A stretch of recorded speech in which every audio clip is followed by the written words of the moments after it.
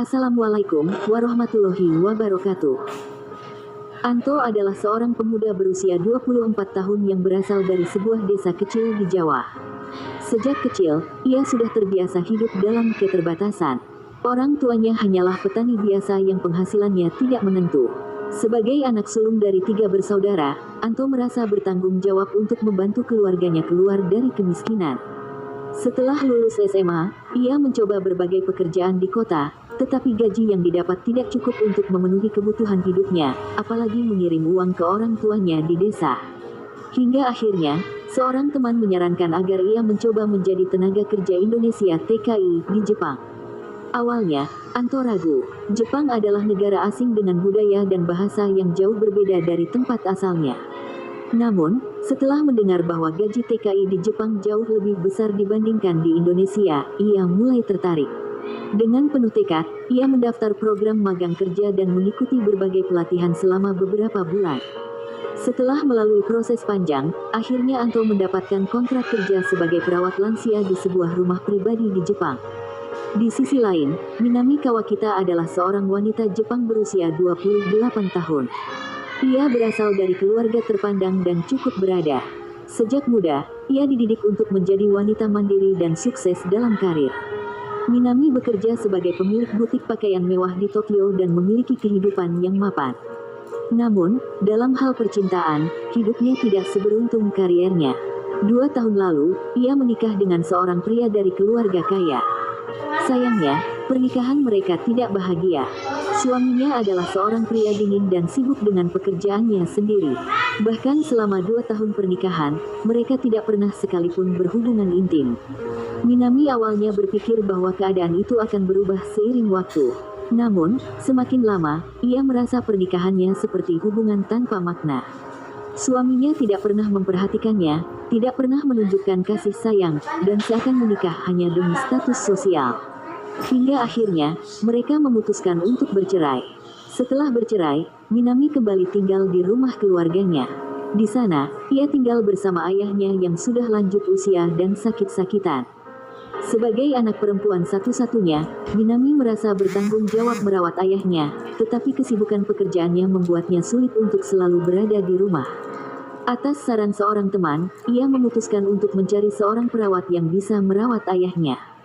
Setelah melalui proses seleksi, ia akhirnya memilih Anto, seorang TKI asal Indonesia, karena rekam jejaknya yang baik dan pengalamannya dalam merawat lansia. Ketika pertama kali melihat Anto, Minami sempat ragu. Ia tidak pernah mempekerjakan orang asing sebelumnya. Namun, setelah melihat cara kerja Anto, keraguan itu perlahan menghilang. Anto bekerja dengan penuh kesabaran dan ketulusan. Ia tidak hanya merawat ayah Minami dengan baik, tetapi juga memperlakukannya seperti keluarganya sendiri. Ia selalu memastikan bahwa ayah Minami mendapatkan perawatan terbaik, mulai dari membantu mandi, menyiapkan makanan, hingga mengajak berbicara agar tidak merasa kesepian. Hari demi hari, Minami mulai melihat sisi lain dari Anto. Ia bukan hanya sekadar pekerja, tetapi juga sosok pria yang tulus dan bertanggung jawab. Ia tidak banyak bicara, tetapi selalu menunjukkan kepeduliannya lewat tindakan. Waktu terus berlalu, Minami mulai menyadari bahwa ia sering memperhatikan Anto, bahkan tanpa sadar membandingkan pemuda itu dengan pria-pria Jepang yang dikenalnya. Tidak seperti mantan suaminya yang dingin dan egois, Anto adalah pria yang penuh perhatian dan sabar. Namun, ada satu hal yang membuat Minami gelisah. Usianya sudah hampir 30 tahun, dan ia belum memiliki anak. Di Jepang, banyak wanita seusianya yang memilih menjadi ibu tunggal tanpa menikah. Minami pun mulai mempertimbangkan kemungkinan itu, apalagi ia tahu bahwa ayahnya sangat ingin memiliki cucu sebelum meninggal. Setiap kali melihat teman-temannya yang sudah memiliki anak, Minami merasa iri. Ia ingin merasakan kebahagiaan menjadi seorang ibu, tetapi ia tidak ingin kembali menjalani pernikahan yang kosong seperti dulu. Suatu malam, setelah lama memikirkannya, Minami akhirnya mengambil keputusan besar. Ia ingin memiliki anak, tetapi bukan dengan pria sembarangan. Ia ingin seorang pria yang baik, bertanggung jawab, dan bisa menjadi ayah yang penuh kasih sayang untuk anaknya. Dan dalam pikirannya, hanya satu orang yang cocok untuk itu, Anto. Malam itu, setelah memastikan ayahnya sudah tidur, Minami memberanikan diri berbicara dengan Anto. Anto, aku ingin bicara denganmu, katanya pelan. Anto yang sedang mencuci piring di dapur menoleh. Iya, Minami-san, ada apa? Minami menarik napas dalam sebelum melanjutkan, aku ingin punya anak. Anto terdiam sejenak. Oh, itu bagus. Minami menatapnya serius. Dan aku ingin kamu yang memberikannya padaku.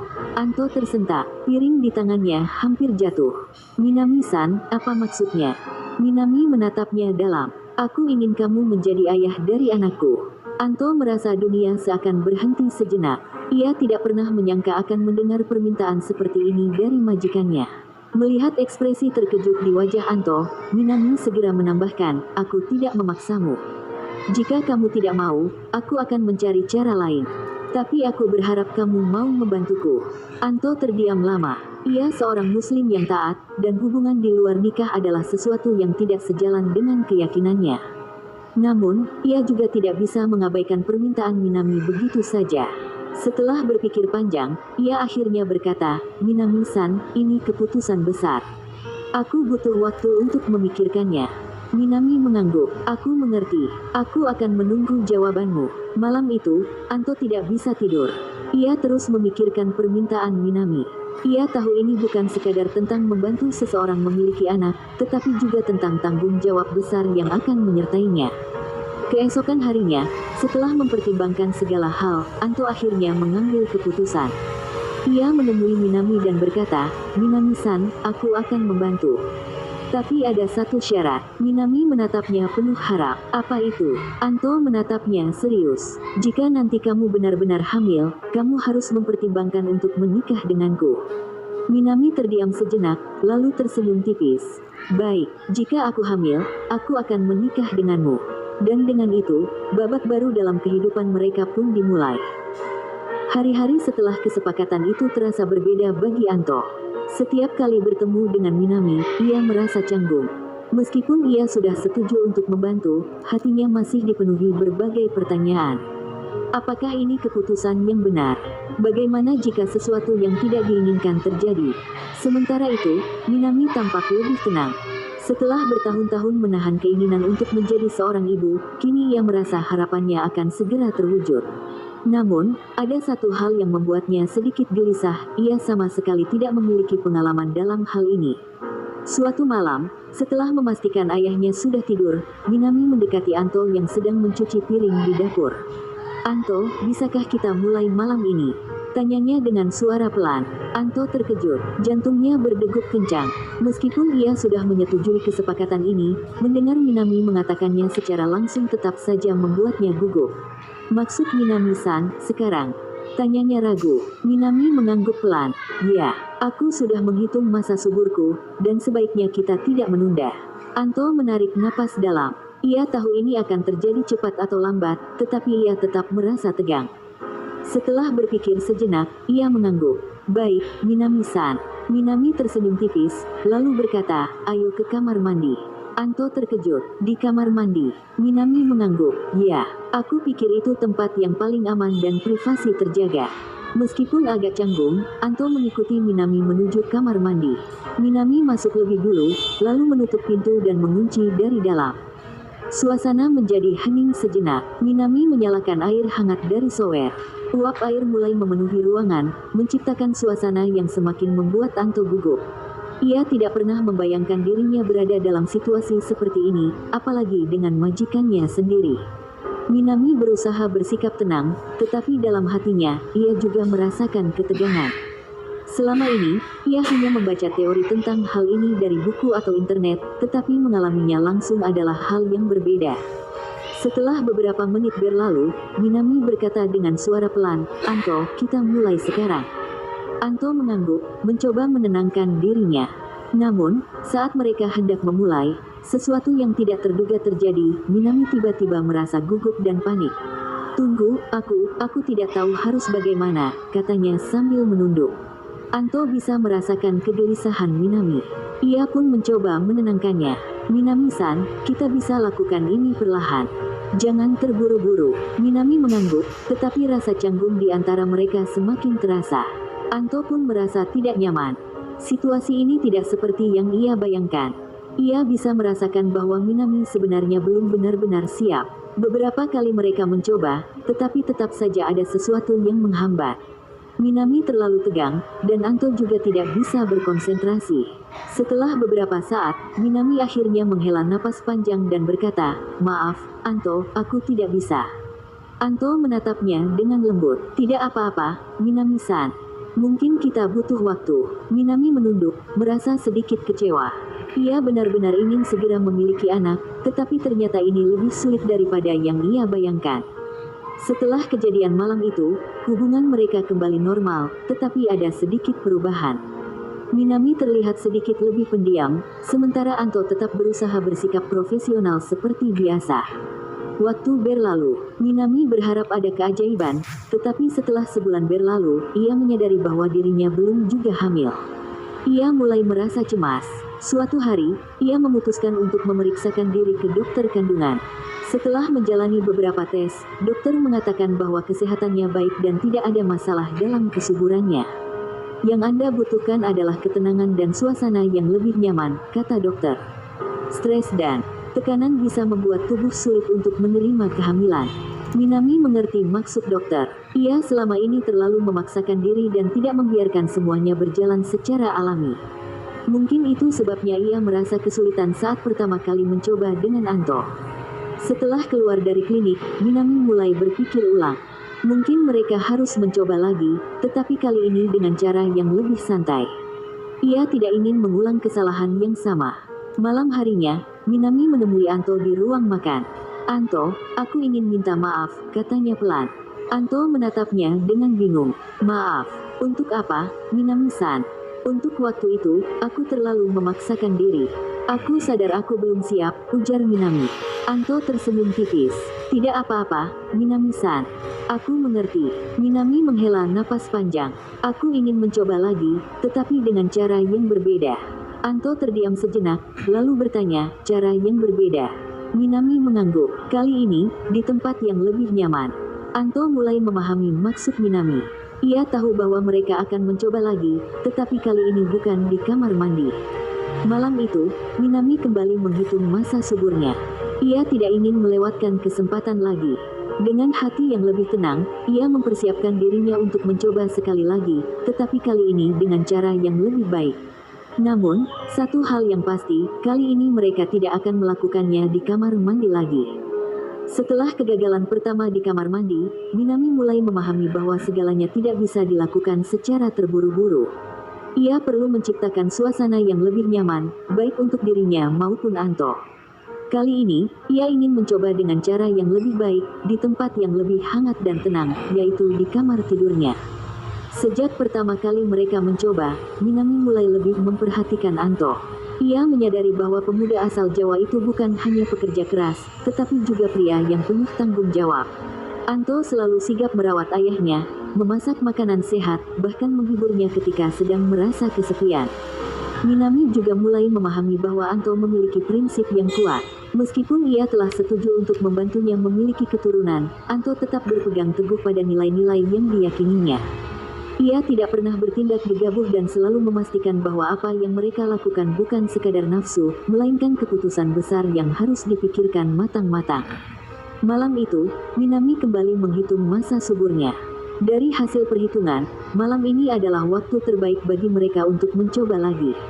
Dengan hati yang lebih tenang, ia mempersiapkan dirinya. Setelah memastikan ayahnya sudah tidur, Minami memberanikan diri menemui Anto yang sedang membaca buku di ruang tamu. "Anto, bisakah kita bicara?" tanyanya dengan suara lembut. Anto menutup bukunya dan menatap Minami dengan penuh perhatian. "Tentu, Minami-san. Ada apa?" Minami menggigit bibirnya pelan sebelum berkata, "Aku ingin kita mencoba lagi, tapi kali ini di tempat yang lebih nyaman." Anto terdiam sejenak, lalu mengangguk pelan. "Baik, jika itu yang Minami-san inginkan." Minami tersenyum tipis dan mengulurkan tangannya. Anto sedikit ragu sebelum akhirnya menyambut tangan Minami. Bersama-sama, mereka berjalan menuju kamar Minami. Begitu masuk ke dalam kamar, Minami menutup pintu dan mengunci dari dalam. Ia menyalakan lampu tidur, menciptakan suasana yang lebih hangat dan intim. Berbeda dengan percobaan pertama, kali ini ia merasa lebih siap. Tidak ada lagi kegugupan seperti sebelumnya. Minami menatap Anto dengan lembut. Terima kasih sudah mau melakukan ini untukku. Anto mengangguk. Aku hanya ingin melakukan yang terbaik. Malam itu, mereka benar-benar berusaha. Tidak ada lagi ketegangan seperti di kamar mandi. Kali ini, Minami benar-benar merasa nyaman dan yakin dengan keputusannya. Ia ingin memiliki anak, dan ia percaya bahwa Anto adalah pria yang tepat untuk menjadi ayah dari anaknya. Setelah malam itu, Minami mulai menantikan kabar baik. Ia terus menghitung hari, berharap kali ini usahanya berhasil. Setiap pagi, ia bangun dengan perasaan berdebar-debar, bertanya-tanya apakah ada tanda-tanda kehamilan. Waktu berlalu, 1 minggu, 2 minggu, hingga akhirnya 1 bulan telah lewat. Suatu pagi, Minami mulai merasa ada yang berbeda dengan tubuhnya.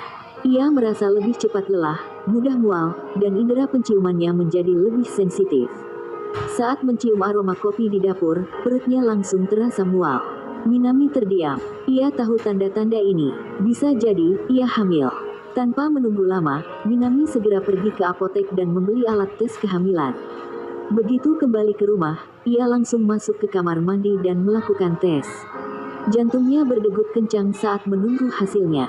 Ia menggigit bibirnya, merasa gugup sekaligus penuh harap. Beberapa menit kemudian, matanya membesar saat melihat hasilnya. 2 garis merah muncul di alat tes kehamilan itu. Minami menutup mulutnya, tidak percaya. Air matanya mulai menggenang. Ia benar-benar hamil. Dengan tangan gemetar, ia keluar dari kamar mandi dan berlari menuju ruang tamu di mana Anto sedang duduk membaca buku. Anto, serunya dengan suara bergetar. Anto langsung berdiri, melihat ekspresi Minami yang penuh emosi. Ada apa, Minami-san? Minami menunjukkan alat tes kehamilannya dengan tangan gemetar. Aku hamil. Anto menatap alat tes itu, lalu menatap Minami. Mata pemuda itu membesar, seolah belum bisa sepenuhnya memahami apa yang baru saja terjadi. Benarkah? Tanyanya dengan suara pelan. Minami mengangguk sambil tersenyum, air matanya mulai mengalir. Ya, aku benar-benar hamil, Anto. Anto terdiam sejenak, lalu perlahan tersenyum. Ada rasa lega dan bahagia yang membanjiri hatinya. Ia tahu ini adalah awal dari tanggung jawab besar, tetapi di saat yang sama, ia juga merasa bersyukur bahwa usaha mereka tidak sia-sia. Minami tiba-tiba melangkah maju dan memeluk Anto erat. Terima kasih, Anto, aku benar-benar bahagia. Anto membalas pelukan itu dengan lembut. Aku juga, Minami-san. Aku akan bertanggung jawab atas ini. Hari itu menjadi salah satu hari paling membahagiakan dalam hidup Minami. Ia akhirnya mengandung anak yang selama ini ia impikan. Namun, ia juga tahu bahwa ini baru awal dari perjalanan panjang mereka. Dalam hati, ia mulai memikirkan satu hal yang pernah dikatakan Anto sebelumnya tentang pernikahan. Ia tahu, cepat atau lambat, ia harus mengambil keputusan besar yang akan mengubah hidupnya selamanya. Setelah mengetahui dirinya hamil, Minami merasakan kebahagiaan yang belum pernah ia rasakan sebelumnya. Selama bertahun-tahun, ia hidup dalam kesepian dan ketidakpastian, tetapi kini semuanya berubah. Di dalam rahimnya, tumbuh janin yang akan menjadi anaknya, anak yang selama ini ia impikan. Anto, di sisi lain, merasakan kebanggaan sekaligus tanggung jawab besar. Ia memang sudah menyetujui untuk membantu Minami mendapatkan keturunan, tetapi kini ia sadar bahwa perannya tidak bisa berhenti di sini. Seorang anak membutuhkan seorang ayah, dan ia tidak bisa membiarkan Minami menghadapinya sendirian. Hari-hari berlalu dengan cepat, kehamilan Minami semakin nyata, dengan perutnya yang mulai membesar. Anto menjadi lebih perhatian, selalu memastikan Minami makan dengan baik dan beristirahat cukup. Ia juga sering membacakan doa untuk janin dalam kandungan Minami, sesuatu yang membuat Minami semakin tertarik dengan keyakinan Anto. Suatu hari, saat mereka sedang duduk di taman belakang rumah, Minami tiba-tiba bertanya, Anto, bolehkah aku bertanya sesuatu? Tentu, Minami-san, jawab Anto sambil menoleh ke arahnya. Minami menggenggam perutnya yang mulai membesar, lalu berkata, aku ingin tahu lebih banyak tentang Islam. Anto terkejut. Ia tidak menyangka Minami akan menanyakan hal ini. Apa yang membuat Minami-san ingin tahu tentang Islam? Tanyanya hati-hati. Minami tersenyum lembut. Aku melihat bagaimana kau menjalani hidup dengan ketulusan dan kedamaian. Aku juga melihat bagaimana kau begitu bertanggung jawab dan penuh kasih sayang. Aku ingin tahu, apakah semua itu karena keyakinanmu? Anto terdiam sejenak, lalu mengangguk. Islam mengajarkan kita untuk selalu bertanggung jawab, menjaga amanah, dan berbuat baik kepada sesama. Aku hanya berusaha menjalankan apa yang diajarkan. Minami menatap Anto dengan penuh pemikiran. Ia sudah lama mencari makna dalam hidupnya, dan kini ia merasa bahwa mungkin jawabannya ada dalam Islam. Beberapa hari kemudian, Minami mulai membaca tentang Islam. Ia membeli buku-buku tentang ajaran Islam dan mulai menonton video-video tentang kisah para mualaf. Semakin ia belajar, semakin ia merasa bahwa Islam bukan sekadar agama, tetapi juga pedoman hidup yang penuh dengan makna. Suatu malam, Minami memutuskan untuk berbicara dengan Anto. Anto, katanya dengan suara pelan, aku ingin masuk Islam. Anto menatapnya dengan mata membesar. Minami-san, kau benar-benar yakin? Minami mengangguk. Aku sudah memikirkan ini dengan matang. Aku ingin anak kita lahir dalam keluarga yang memiliki nilai-nilai yang kuat. Aku ingin dia dibesarkan dengan ajaran yang penuh cinta dan kedamaian. Anto merasa haru mendengar kata-kata itu. Ia tidak pernah menyangka bahwa Minami akan mengambil keputusan sebesar ini. Beberapa hari kemudian, Minami pergi ke masjid terdekat bersama Anto. Di sana, ia bertemu dengan seorang imam yang membimbingnya mengucapkan 2 kalimat syahadat. Dengan hati yang mantap, Minami mengucapkan, Asyhadu an la ilaha illallah, wa asyhadu anna Muhammadan Rasulullah. Air mata mengalir di pipinya. Ia merasa seperti terlahir kembali. Hatinya dipenuhi dengan ketenangan yang belum pernah ia rasakan sebelumnya. Setelah resmi menjadi seorang muslim, Minami mulai belajar lebih banyak tentang Islam. Ia mulai mengenakan pakaian yang lebih sopan, belajar tentang salat, dan membaca Al-Quran. Ia juga mulai memahami betapa pentingnya pernikahan dalam Islam. Suatu malam, saat mereka sedang duduk bersama di ruang tamu, Minami menatap Anto dengan lembut.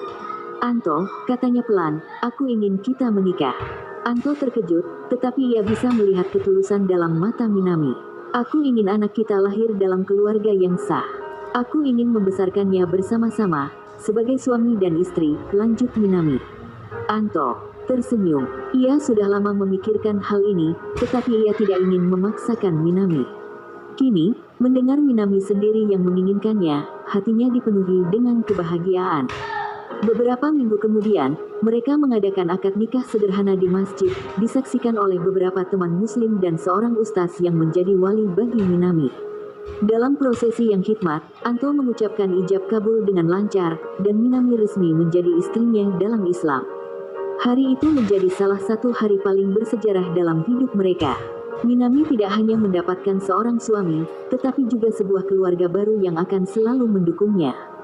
Dalam hatinya, ia merasa yakin bahwa ia telah mengambil keputusan yang benar. Kini, ia tidak hanya menjadi seorang istri, tetapi juga seorang calon ibu yang akan mendidik anaknya dengan cinta dan nilai-nilai Islam. Anto, di sisi lain, merasa bahwa inilah jalan yang telah digariskan untuknya. Ia datang ke Jepang sebagai seorang TKI, tetapi takdir membawanya pada perjalanan yang jauh lebih besar, membangun keluarga dengan seorang wanita yang kini telah menjadi istrinya dalam Islam. Dengan penuh harapan, mereka menantikan kelahiran anak mereka, siap untuk menjalani kehidupan baru sebagai sebuah keluarga yang utuh. Kehamilan Minami berjalan dengan lancar. Sejak menikah dengan Anto, kehidupannya berubah drastis. Ia bukan lagi seorang wanita yang kesepian, melainkan seorang istri dan calon ibu yang penuh harapan. Perubahan ini juga dirasakan oleh ayah Minami, yang semakin bahagia melihat putrinya mendapatkan pasangan yang bertanggung jawab seperti Anto. Setiap hari, Anto semakin perhatian terhadap Minami. Ia membantunya menyiapkan makanan bergizi, menemani kontrol ke dokter, dan membacakan ayat-ayat Al-Quran untuk janin mereka. Minami sangat menghargai semua perhatian itu. Ia merasa sangat beruntung memiliki suami seperti Anto.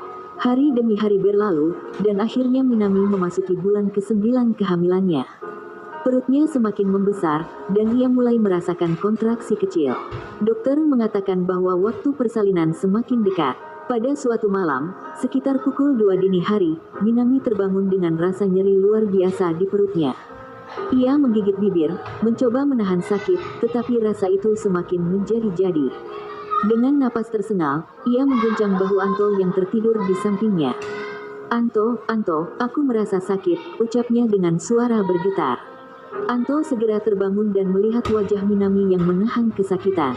Ia langsung sadar bahwa inilah saatnya. Tanpa membuang waktu, ia segera membantu Minami bangun dan membawanya ke rumah sakit. Setibanya di rumah sakit, dokter segera memeriksa kondisi Minami. Sudah bukaan 7, kata dokter. Sebentar lagi, bayi akan lahir. Anto menggenggam tangan Minami erat. Bertahanlah, Minami. Aku di sini.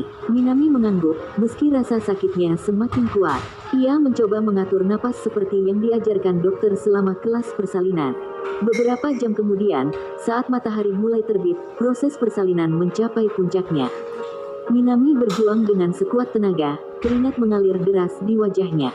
Ia menggigit bibir, berusaha menahan rasa sakit yang luar biasa. Ayo, Minami-san, sedikit lagi, kata dokter dengan semangat. Dengan teriakan penuh perjuangan, akhirnya terdengar suara tangisan bayi yang nyaring memenuhi ruangan. Minami terengah-engah, air matanya mengalir, bukan karena sakit, tetapi karena kebahagiaan. Selamat, bayi perempuan Anda lahir dengan sehat, kata dokter sambil menyerahkan bayi mungil itu ke pangkuan Minami. Minami menatap bayi kecilnya dengan mata berkaca-kaca. Wajah bayi itu begitu mirip dengannya, mata sipit yang indah, hidung kecil yang mungil, dan kulit putih bersih seperti porselen. Dia cantik sekali, bisiknya dengan suara bergetar. Anto yang berdiri di sampingnya juga menatap bayi itu dengan kagum. Ia tidak bisa menahan air matanya. Alhamdulillah, katanya penuh syukur. Minami menatap Anto dengan senyum penuh cinta. Anto, terima kasih, kau telah membuat semua ini mungkin. Anto tersenyum dan mengusap kepala Minami dengan lembut. Ini adalah anugerah dari Allah, Minami. Kita diberi amanah untuk merawat dan membesarkan putri kita.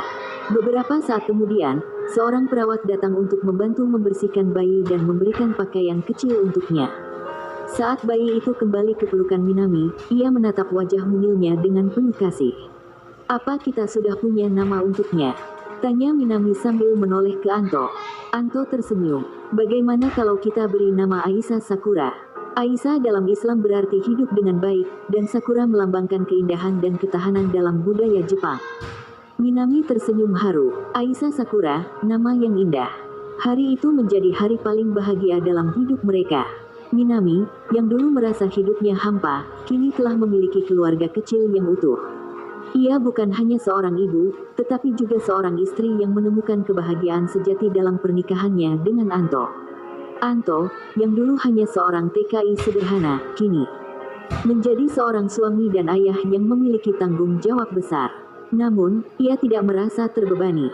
Justru, ia merasa diberkahi dengan istri yang luar biasa dan seorang putri yang cantik. Beberapa hari kemudian, Minami dan bayi Aisa Sakura diperbolehkan pulang ke rumah. Saat memasuki rumah, Minami merasa rumah itu kini terasa lebih hangat, lebih hidup. Ada suara bayi yang melengkapi kehangatan keluarga mereka. Anto terus membantu Minami dalam merawat bayi mereka. Ia belajar mengganti popok, menidurkan Aisa, bahkan bangun tengah malam saat bayi mereka menangis.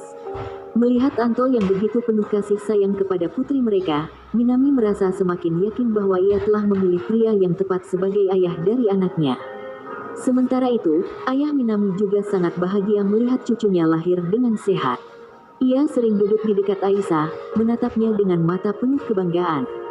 Dia benar-benar mirip dengan Minami saat kecil, katanya sambil tersenyum. Minami menggenggam tangan ayahnya. Ayah, terima kasih sudah selalu mendukungku. Aku sangat bersyukur memiliki keluarga seperti ini. Hari-hari berlalu, dan kehidupan mereka terus dipenuhi dengan kebahagiaan. Aisa tumbuh menjadi bayi yang ceria, dengan senyuman yang selalu membuat semua orang di sekitarnya merasa bahagia. Minami tahu bahwa perjalanannya masih panjang. Ia harus belajar lebih banyak tentang Islam, menjadi ibu yang baik, dan mendidik Aisa dengan nilai-nilai yang benar. Tetapi ia tidak lagi merasa takut.